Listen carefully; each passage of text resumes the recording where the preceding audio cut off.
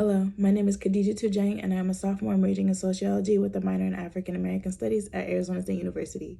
When I learned about Frederick Douglass at high school, I learned about a man who was born into slavery, lacked a formal education, and was mistreated by society, yet was still able to find his way to freedom despite having very little support.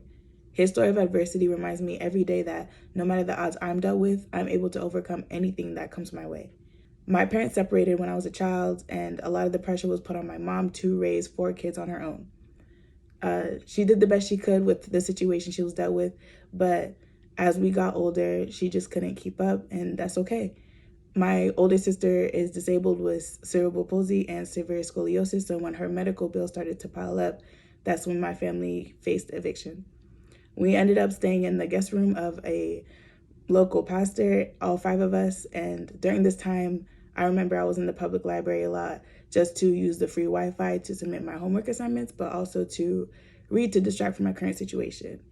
That ended up paying off though, because I ended high school with over a 4.0 GPA and was awarded the Dean Scholarship and Obama Scholarship to attend ASU. Now I'm a first-generation college student just trying to find my way in society and break the generational curse of poverty within my family. I'm inspired by Frederick Douglass here on my campus to give my hand out to society and always help uplift my community. Therefore, I joined Zeta Phi Beta Sorority Incorporated. I also joined the African Student Association as the Vice President of Communication, the National Panhellenic Council as a Public Relations Chair, the Black African Coalition as a Sankofa Chair, and the Sankofa Leadership Program as the Assistant Director. Joining this internship, I really hope to gain a worldly perspective of a culture different than my own. I'm Senegalese, and I was born with my customs, my traditions, and my values. I even was raised partially in Dakar, Senegal myself. Therefore, I speak Wolof, Pulaar, French, but my primary language is English. I really miss Senegal because to me, Senegal is hospitality, Senegal's community, and Senegal is family.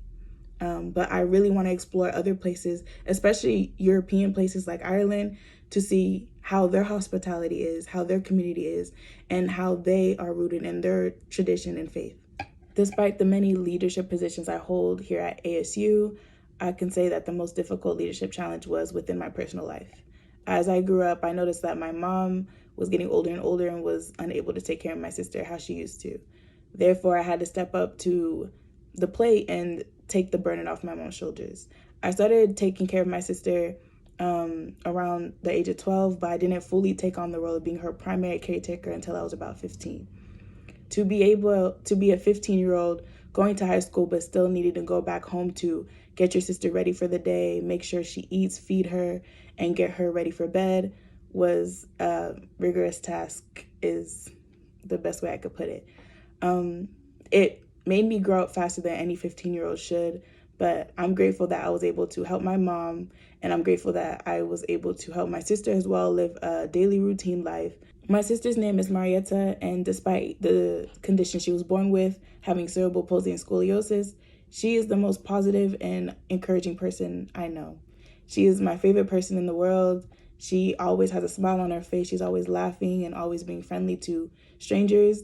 And she really helped to uplift my outlook on life. That's why when I met with someone with a contrary viewpoint than my own, I can never judge them, or I can never respond negatively, because you never know what someone else has been through in their life.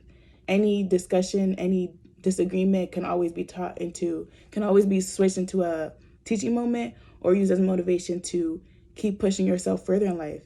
I always want to be open-minded to whatever comes my way, and I always want to hear perspectives that are different than my own, because maybe it's just a different way of looking at a situation that I didn't originally think of.